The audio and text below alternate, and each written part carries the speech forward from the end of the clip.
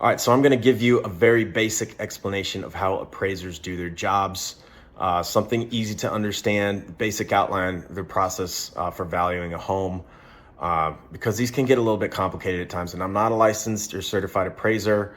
I don't want to overstep my boundaries, get too into the weeds. I'm not fully trained in this, but I do have to rely on this process on my family's deals. So I still have a good, just decent functional knowledge of how this goes down.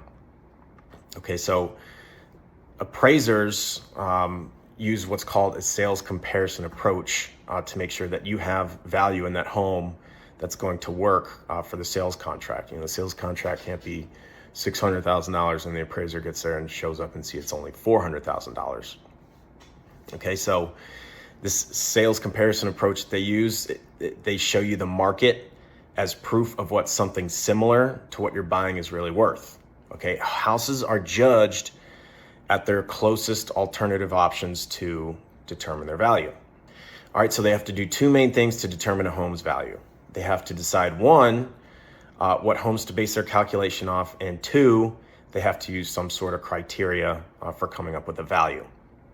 So to find the homes to come up with a calculation of a subject property's value, they see similar nearby properties closed in the past 180 days.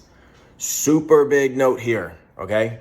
Let me be clear about these two conditions. They must have, one, been closed, and two, closed in the past 6 months of the report being finished. This means that an appraiser cannot take a house that's currently on the market and use that listing price as reason for the house that you want to be appraised for a higher value to support your wishes. All right, that home hasn't closed yet. It doesn't have a buyer. Even if it's under contract, it's not going to work for the purposes of this. I mean, anybody can list a home at any value, but it actually has to go through as a closed sale for it to match up to reality in terms of what that sale price actually is. Okay, people want to pinpoint homes on the market as examples to support their home's value, but that's not how it works. If it ain't closed yet, it don't count. It don't count. It don't count ever. Okay. So they're going to take 3 homes and compare the property in question to these 3 homes, find an average value of the 3 homes, and use that value for the home being appraised. All right. Now, not all these 3 homes that they're going to use are going to be the same. They're not going to be 100% exact to the home in question that you're getting appraised. Some have more land, some are larger, some have fireplaces, others don't, and so on. Okay. And when they find, these 3 homes, there's going to be differences to the subject property that you're getting appraised. And so adjustments have to be made to reflect that. So what criteria do they mainly use to come to these values? This is the second thing I talked about earlier, the criteria. They mainly look at location, square footage of the inside of the house, and the number of beds and baths. It's those 4 main values are the home value drivers, okay? Location is already baked in by the fact that these 3 comparable homes are going to be right near the subject property being appraised. There's can be some big swings in differences of square feet, number of bedrooms in a house, and number of bathrooms. For example, if the home being appraised had an extra bedroom in it compared to the other 3, well, they'd give your home being appraised at $30,000, for hypothetical sake, I'll say $30,000 increase of value.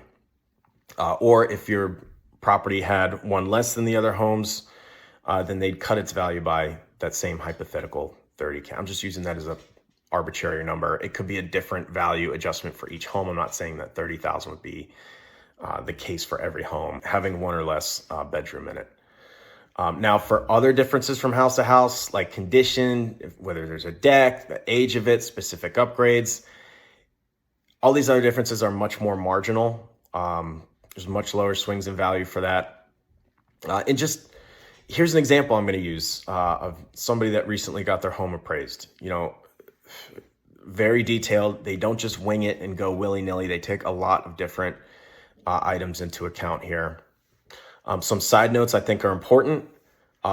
Improvements on the house, not always going to get a ton of value increase. If you have a brand new kitchen installed, it might not give you much more of a value adjustment versus a kitchen in a house that was, I don't know, 20 years older than this new improvement that just got put in.